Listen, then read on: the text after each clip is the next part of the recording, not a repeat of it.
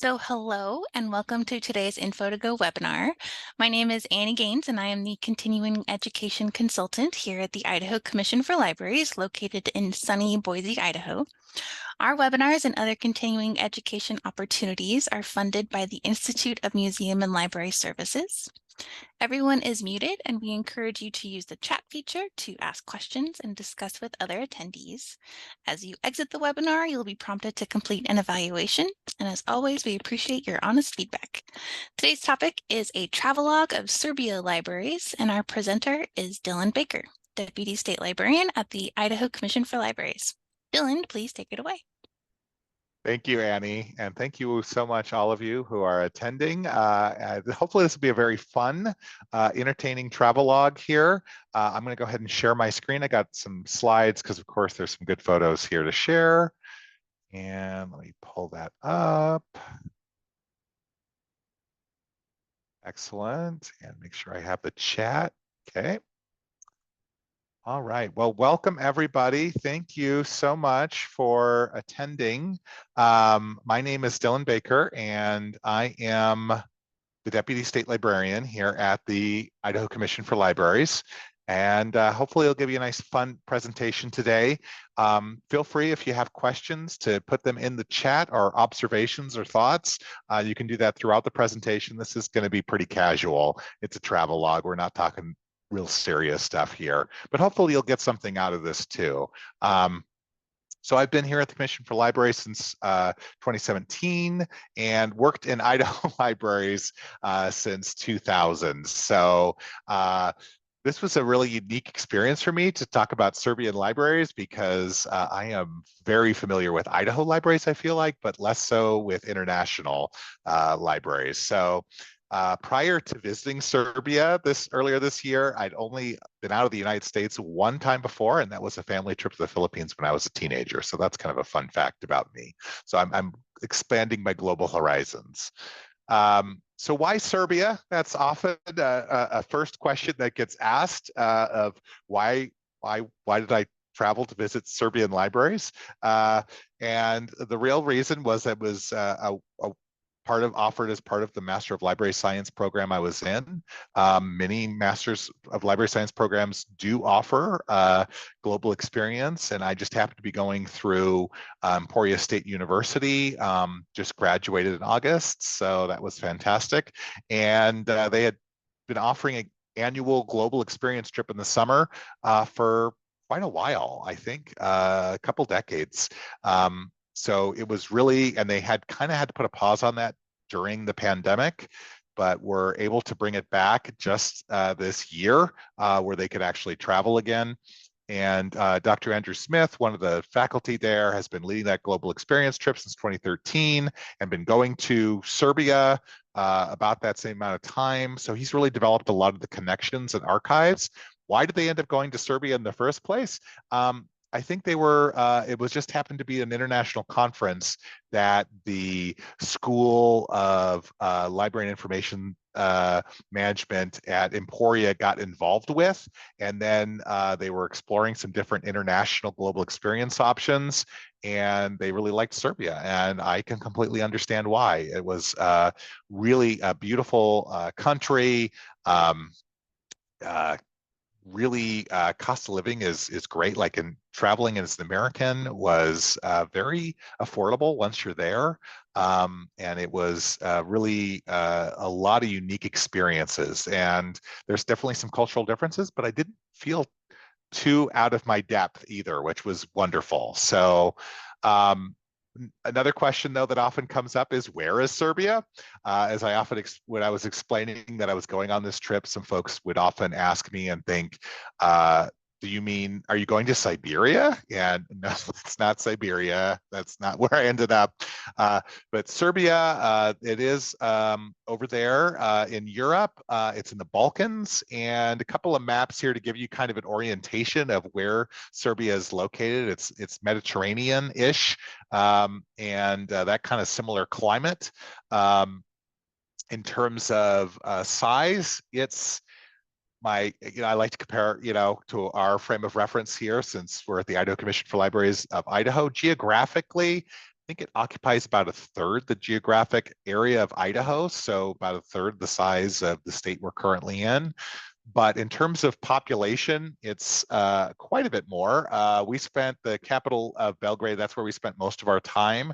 That has a population roughly about the size of our whole state is in their capital of Belgrade. And if you're talking about all of Serbia, I think it's a population of just over 6.5 million.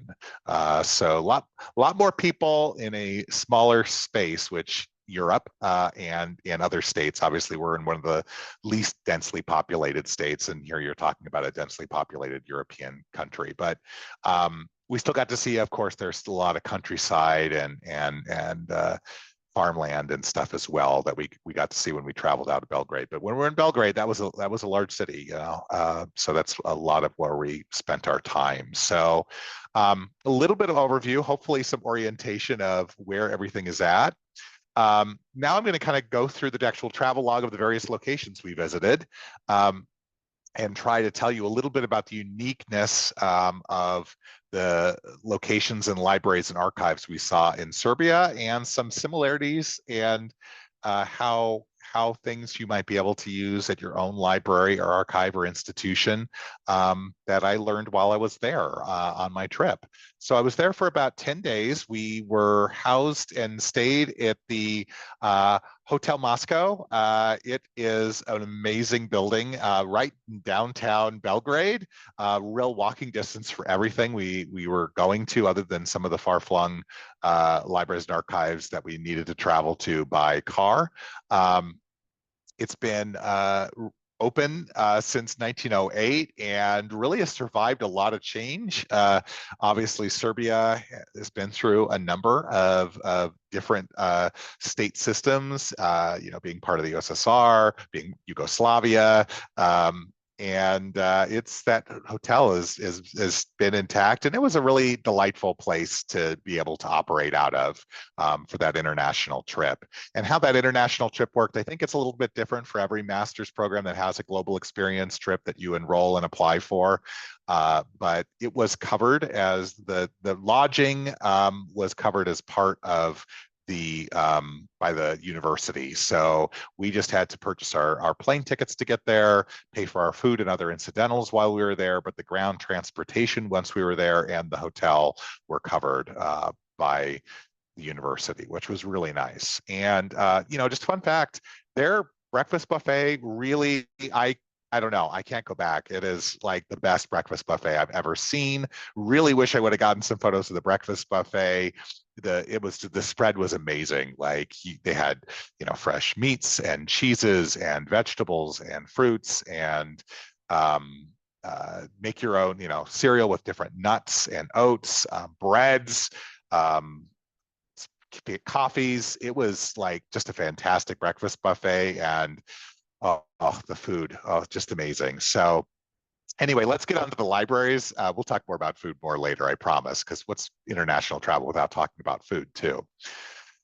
So one of the first libraries we visited was the Belgrade City Library. It is the largest lending library in Serbia, serves, of course, all of the capital city of Belgrade, which, as I said, is again roughly 1.5 million people in the whole metropolitan area that is Belgrade.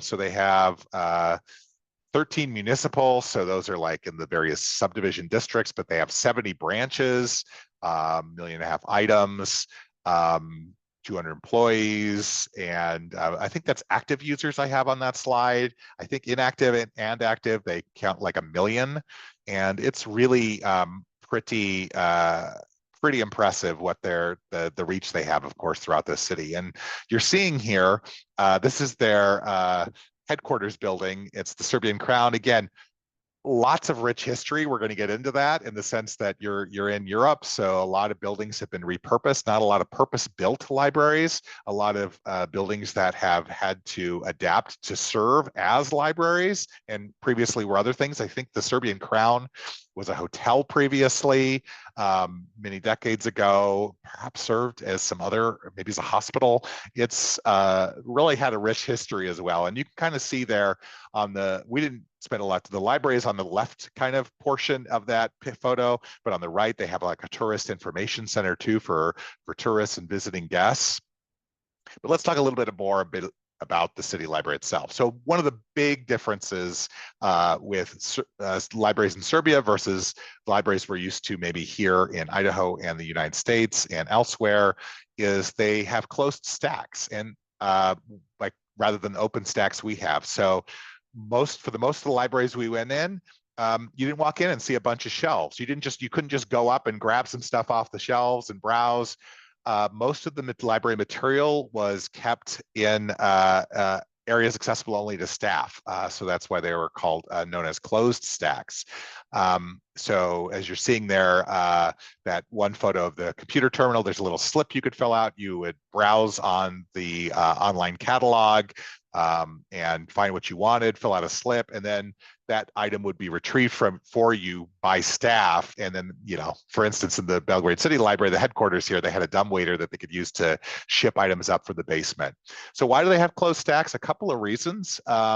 Really, it's a space issue, obviously, as all libraries are aware. No matter where you are in the world, space is often an issue, and they are dealing with constrained spaces. So having closed stacks, you can have those kind of small, shelves that are a little bit more compact.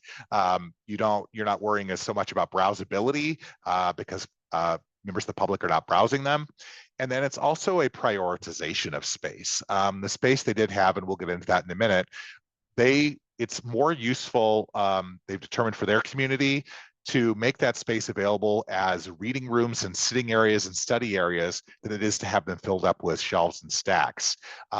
Especially when we're in Belgrade, which is a very dense city, a lot of folks don't have a lot of area themselves that they can, get away. And if they need to study or read a book, they may not have that in the apartment they live in or the house they live in. They're sharing that with other people. It's a smaller space. So you go to the library, and that's where you have your community space where you can be with other people, but also be outside of your house and study or read or do whatever you need to do. And so that means that you clear out the stacks go in the staff areas where those items can be retrieved. Obviously very different here. Most people are not. We don't have closed stacks as much except in archives and maybe academic libraries. So I thought that was a very interesting difference. And not all libraries, you'll see there's a few we visited that didn't have closed stacks, but it was generally a more common occurrence there. What else did they do with some of that space that wasn't taken up by open stacks and shelving? They had galleries and reading rooms. So here's a couple in that Belgrade City Library, their main headquarters. That reading room was up on one of the upper floors. Again, you can kind of see it laid out, really to maximize the amount of people. It wasn't super busy when we visited that morning, but I can imagine all those desks get filled up for people working on studying or reading. And then that gallery, they have rotating different artists come in to display their artwork, and often is up for a while. And then some pieces get donated to the library. That's how it helps fund some of the library efforts, is the donations from artists that get featured in the gallery space. And I didn't get a good photo of it, but there's a really nice skylight in there too that gallery space creates a really unique environment for kind of appreciating art. And finally, oh my gosh, this was one of the things that blew my mind. Is one of the first libraries we visited, was their kind of community room in the basement was built around the Roman ruins they excavated while they were trying to create more space by extending the basement for the library. So this is kind of a community room, community space that they have. They host author events there, library programs. And yes, those are actual Roman ruins that are incorporated into the space. They kind of developed, some amphitheater style seating around there. And they're able to make that use of that space. And it's a little mind blowing again, because that's not often something I think that, that rich history that Europe has that we don't necessarily have in the same way here, that goes back centuries, and how they were able to build the library around it, and really turn that into a very interesting, neat space just to be in. You felt like history, and I could feel like that would be just a profound space. So, libraries looking for those opportunities, even if we don't have Roman ruins here in Idaho, how can we build around other existing spaces, incorporate them into our libraries and our buildings, so that they really reflect our communities and our past and our present and future. So that's the Belgrade City Library. We went to a couple of its branches that were very nearby. Again, they have 70 branches, and some of those are, because it's such a large city library, are very specialized branches. So the first one we hit was the serials department. Of course, they handle all the magazine titles, all those that are published in Serbian. And you can see a couple photos there. It's just kind of tucked away in a building there. And then they, again, have space issues, like I think all of us can relate to sometimes if we work in libraries. And you can see just stacks and stacks and stacks of bound magazines there. And one of their projects they're working on is preserving and digitizing those serials. But, oh my gosh, it's a universal problem is they're, of course, finding it challenging dealing with copyright. If they want to go through and scan and digitize some of these own materials, they do have to track down, okay, what copyright exists for this? How are we able to safely archive this, make it available to the public? So it's a very universal challenge of what they're dealing with, of trying to preserve and create access to this information. So they had quite a few titles there, and really neat to see, and a couple like small reading spaces too, so that members of the public could come in and access these newspapers and magazines, both current and historical. Another branch that was kind of specialized that we got to visit was one of their children's libraries. And here's a variety of photos from that. So this was kind of a special children's branch. They have at least a few of these. Again, this was primarily in the city core. You get further out, you get more diversified branches, maybe like we're used to here, but this specialized children's library was really neat. Just had a couple of rooms. You can see they have some computers, that up in the upper left, that kind of card catalog being converted into this kind of like, it was an early readers kind of like board book collection, and you get the little board books on the front kind of dangling. So that was kind of a neat space. And you can see those puppets that they were used, that the children designed.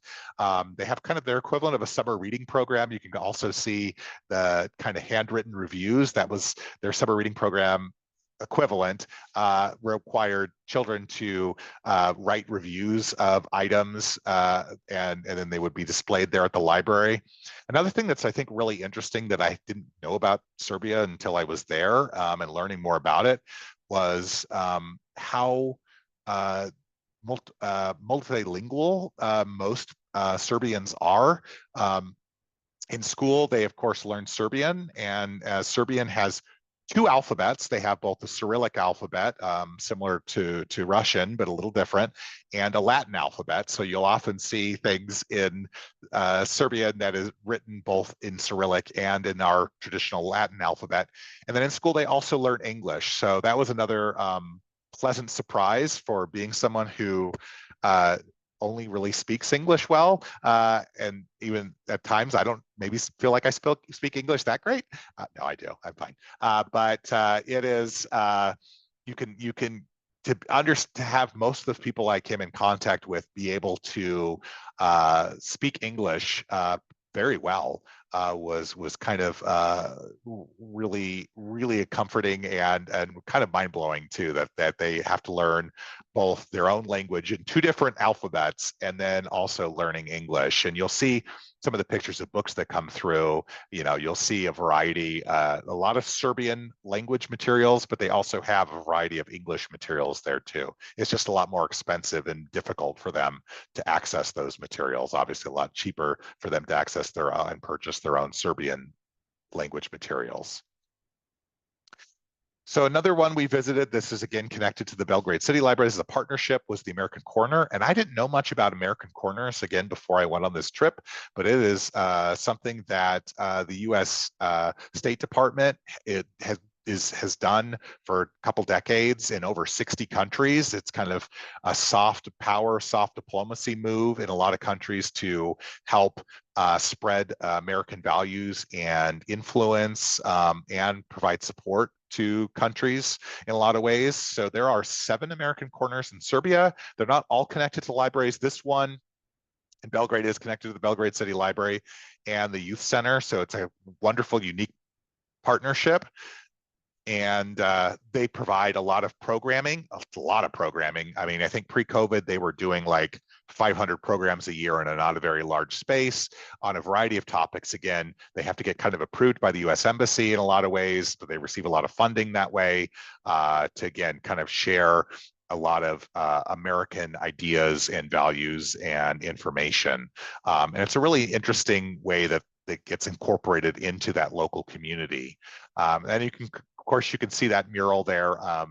Speaking of copyright, that was one that we were like, okay, you can take a picture of this, but do not share it widely. So again, that might be a not like they got a bunch of approval for that mural, but it was kind of neat to see, again, what the depiction there at the American Quarter was of American icons, so to speak. Another thing I note on the slide is that they provided a free library at the American Corner. Most libraries in Serbia, they do receive some public funding, but they also have a paid membership. Very inexpensive, a few euros a year. So it's not a lot, but that is definitely one of the ways libraries raise money, which, you know, is again different than we think about here, where public libraries, you're not paying extra for membership as long as you live within the library service area.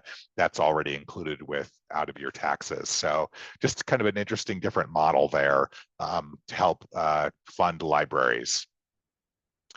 So from those varieties of public library branches, another one we visited, one is the academic library. It's the largest academic library in Serbia, the University of Belgrade Library. Another fun fact, again, all the things we learned while we were there, that their building, it's a Carnegie building. So again, we think of Carnegie libraries, or at least I did, as being uniquely American. That there were Carnegie libraries all over the place. You know, obviously we still have a few here in Idaho, which is incredible.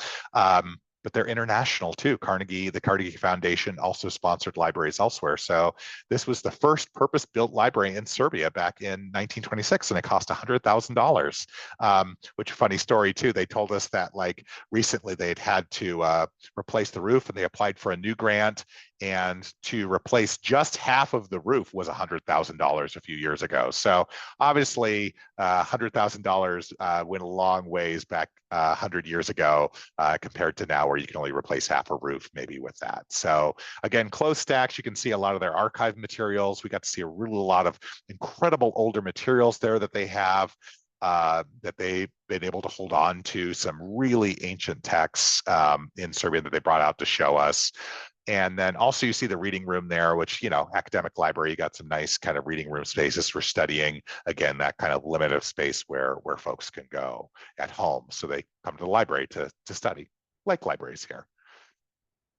Another place we visited was the National Library of Serbia. So this is like, you know, think of the equivalent of Library of Congress.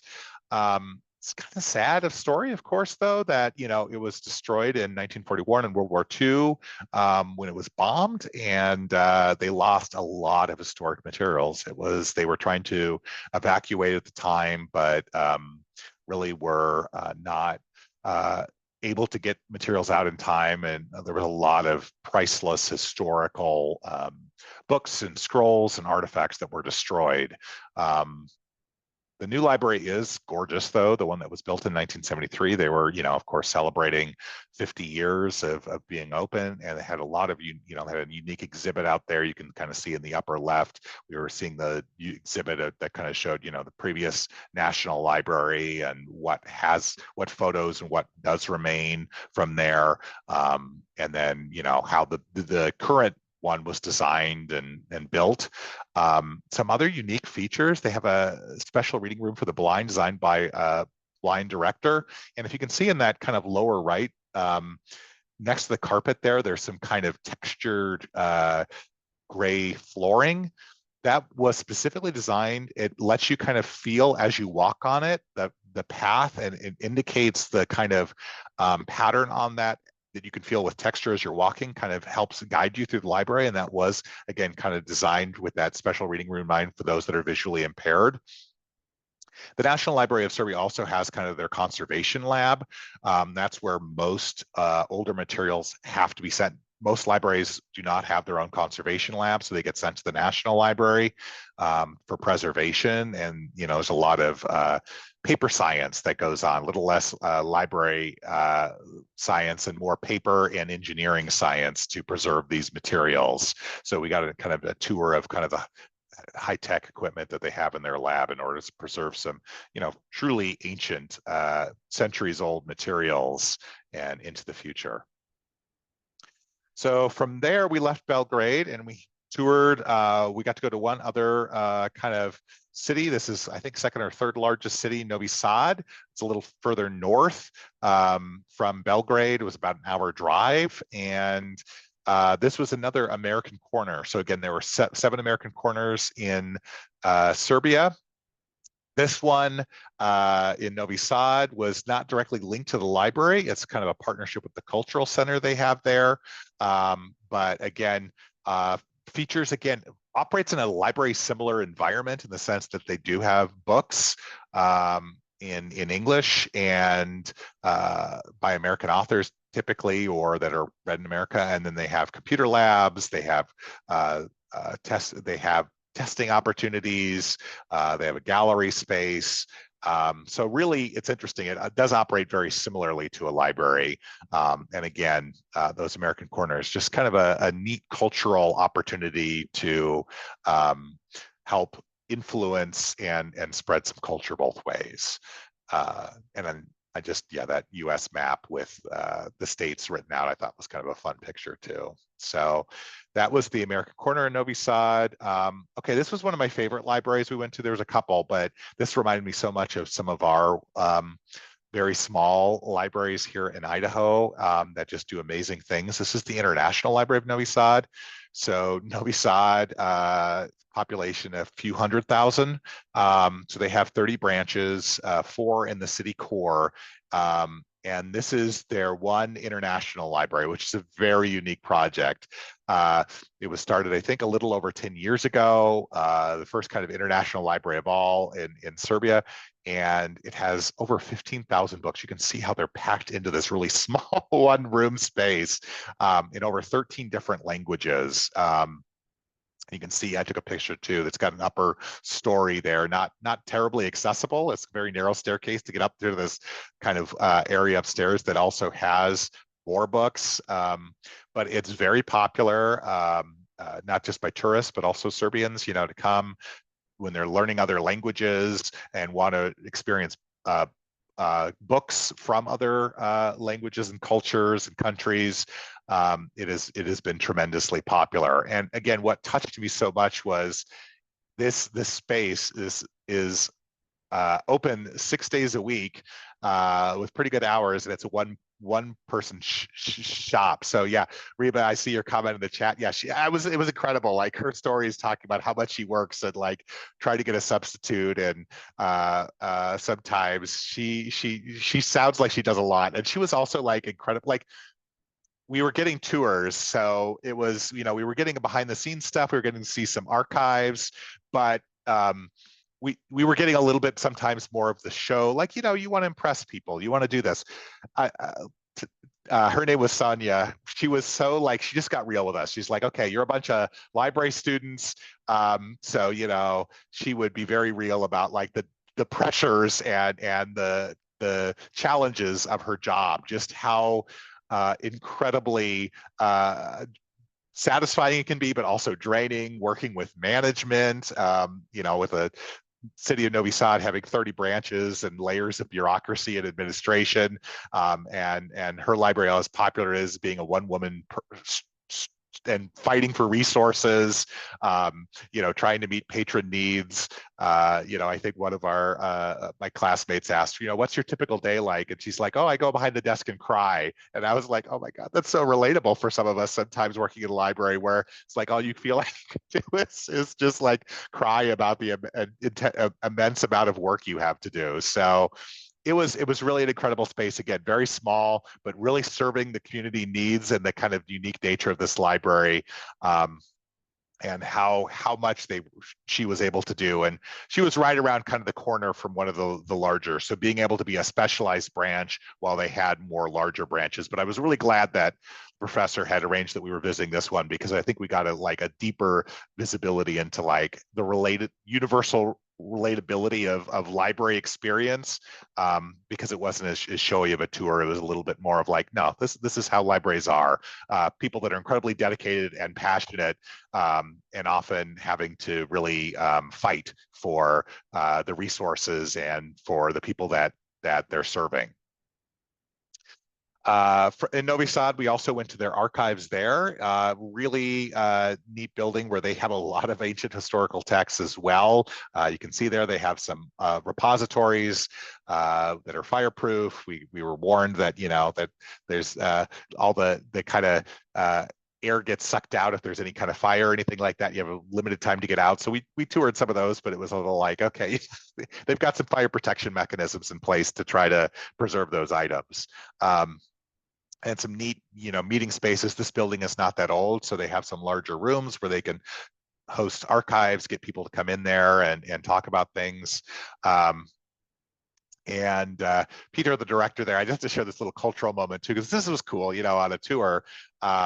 Offered us, what a traditional cheers of drinking some of the traditional Serbian spirits, which is rakia, which is kind of like a fruit brandy. It's like a plum or apricot. It can be different flavors of fruit.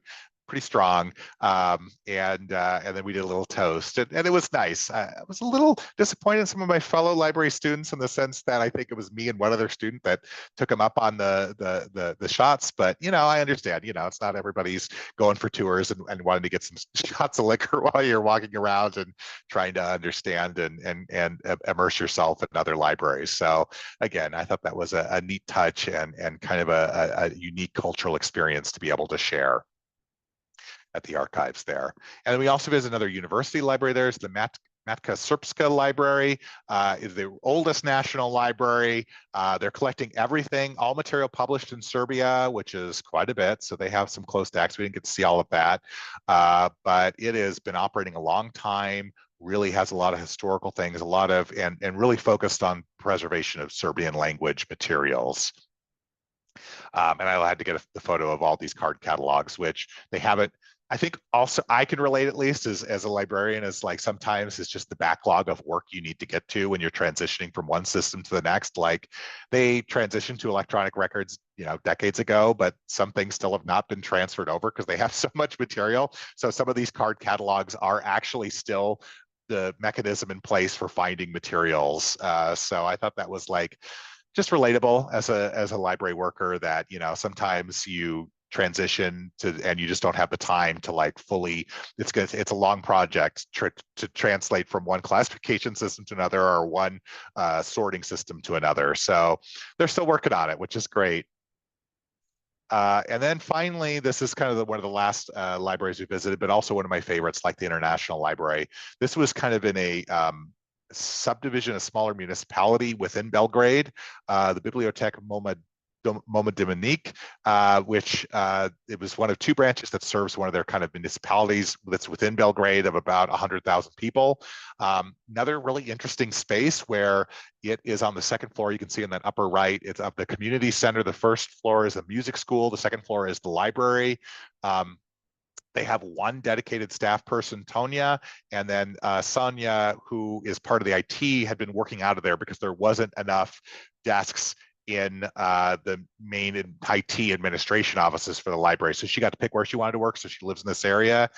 So she was here. And Tanya and Sonia were so delightful. Again, just we got like, again, being outside a little bit of the showy tours, we just sat down, I think, for at least an hour or two and just talked with them about their experiences.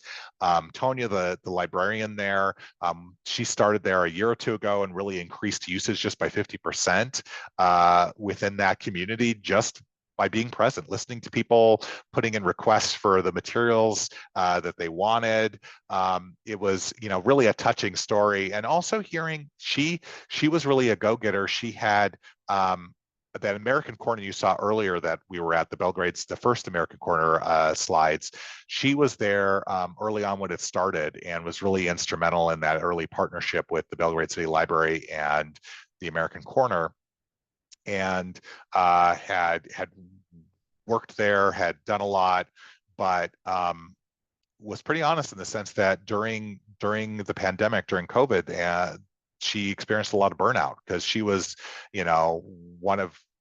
one staff person who was trying to keep that place open. I think many of the other libraries were operating under different protocols, but the American Corner, being part of the State Department and the embassy, had different protocols, and then trying to keep things going while also dealing with illnesses in her own family. There was a lot of burnout, and it was like some incredibly relatable stories too that I've heard from librarians I talked to in Idaho and elsewhere of how challenging and difficult it is sometimes that you give and give and give and put so much of yourself into your work, and the real risk of burnout in this profession where you are just being asked to do so much, and sometimes with so little support. So she had asked for a transfer from the American Corner and is now working at the Bibliothèque Moma Dominique, which I think is a much better fit. It sounds like a lot less pressure. And, although we heard really good things about the American Corner and what's being done there, challenging in the sense that you have a couple sets of bosses, in the sense that you're both reporting to the library administration staff, but you're also working with the State Department and the goals that they have and the funds they're providing. So again, really touching. And then you can just see they have a little children's area, so that again, they don't just have specifically children's branches. It was you could have they have a little space, children's materials, and it had a little porthole, and you could see in the upper left, it was looking out on that kind of cathedral there, which was really kind of cool. Just this like unique views you get from these libraries, and you could take advantage of. So in addition to libraries, one thing that we also got to do while we were there is visit some more ruins. There's a lot, of course, throughout Europe. And in Serbia itself, there's a whole kind of archaeological site, Viminacium, which is a Roman city and military camp that operated in the early first few centuries AD. Covers over 1,000 acres. It's huge.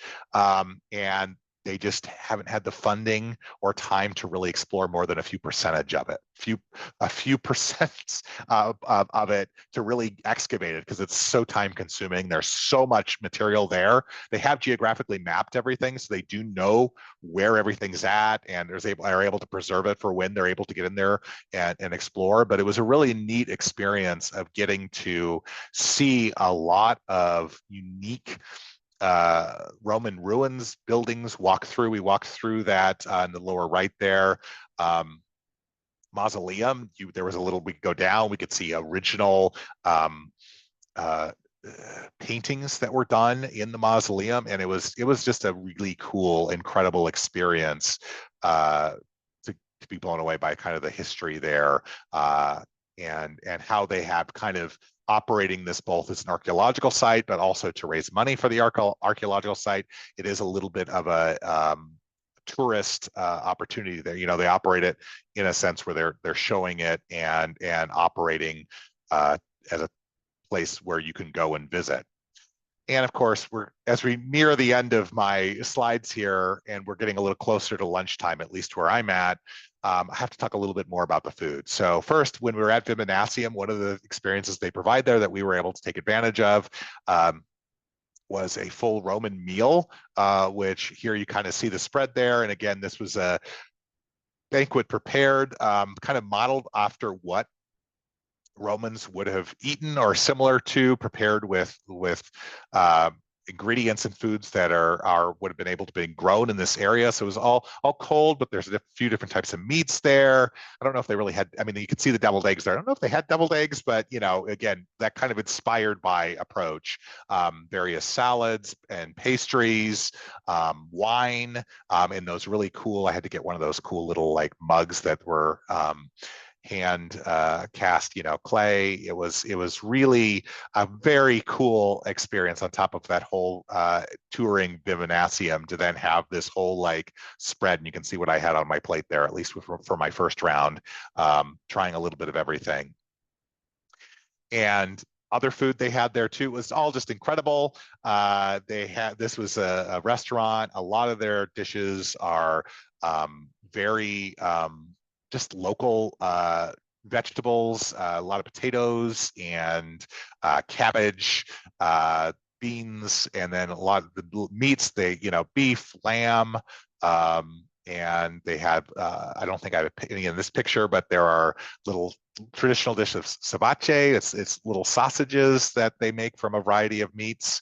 And so lots of like incredible food. Really excited to go back, and definitely makes me hungry anytime I look at these pictures and think about all the great stuff we ate while there.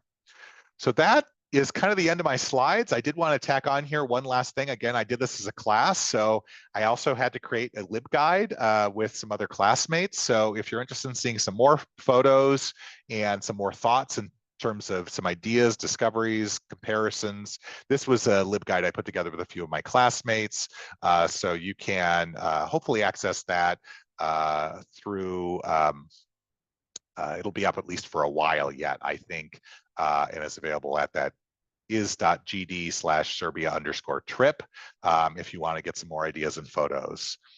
And that's the end of my travel log. So if anyone has any questions or thoughts, happy to answer those. And I guess I'll say, I highly recommend, like, this was the highlight of my library science 2-year degree that I went for, was getting to this global experience trips. I highly encourage anybody who gets the opportunity to take one of these global experience trips, whether it's to Serbia or somewhere else, because it's just fascinating to see what libraries are like in other parts of the world, and what differences they make to serve their communities, or historically how they've had to be funded, but also just how incredibly relatable and genuine and lovely librarians are, no matter where you are in the world.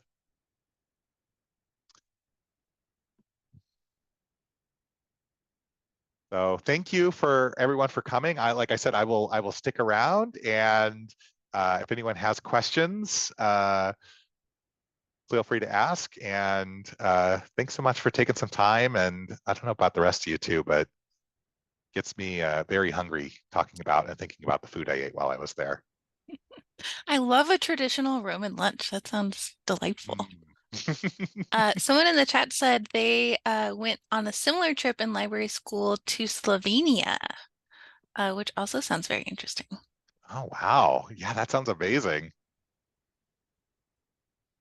I know I would stick in library school if all I could do was global trips. Like if I could just stay in library school and do nothing but global trips, I would probably have done it. But Hmm.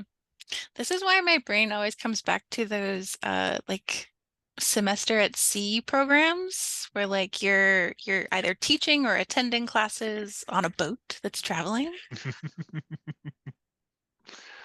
yeah, yeah, I think that sounds pretty great too. Well, thank you, everyone. Really, really appreciate you taking the time, and I'm really glad I was. It's always fun to.